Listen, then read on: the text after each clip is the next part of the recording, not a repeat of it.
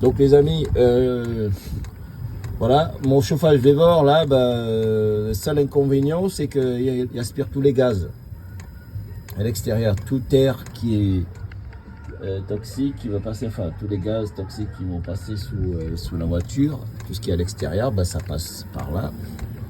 Ensuite ça va aller dans le van. Voilà, c'est le seul inconvénient. Par contre, si vous êtes garé dans la nature, vous n'avez pas ces soucis-là, quoi. Et je suis en train de réfléchir si je ne vais pas le mettre à l'intérieur, finalement, ce chauffage-là, quoi. Et il marche très bien, par contre. Je le laisse tourner toute la nuit jusqu'au matin. Impeccable. Il ne consomme pas beaucoup.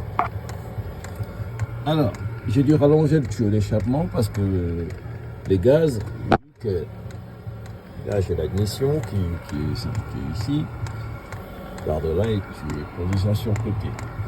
Et donc l'échappement, au départ il était de ce côté, il venait par là. Je l'ai coupé, il arrivait quelque part là. C'était pas assez long, donc les vents, quand le vent soufflait, ça ramenait tout là-dedans. J'avais ça dans la cabine. Du coup, j'ai recommandé un tuyau plus long qui va jusqu'à l'arrière de la voiture.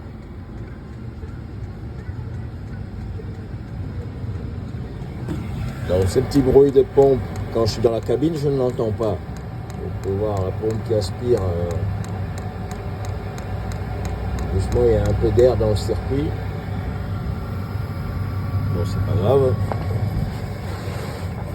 Et moi, j'ai rajouté un clapet anti-retour parce que une fois je suis tombé en panne et pour démarrer la voiture, il a fallu que je démarre le chauffage et la voiture, le moteur de la voiture en même temps. Pourquoi? Parce que il y avait une aspiration. Au lieu que ça aspire, vu que vous voyez, ça c'est ma durée qui va jusqu'au réservoir que j'ai coupé en deux et j'ai mis un T pour alimenter mon chauffage. Donc quand la pompe de la voiture aspire, sur ces tuyaux, ça aspire aussi. Alors j'ai mis un clapet anti-retour là, aujourd'hui, comme ça, quand le moteur, la pompe de la voiture aspire, ça n'aspire pas tout ce qui est jusque là, quoi. Ça s'arrête là. Et de même, voilà, j'ai fait ça. Hein. Donc ça c'est un retour d'expérience si jamais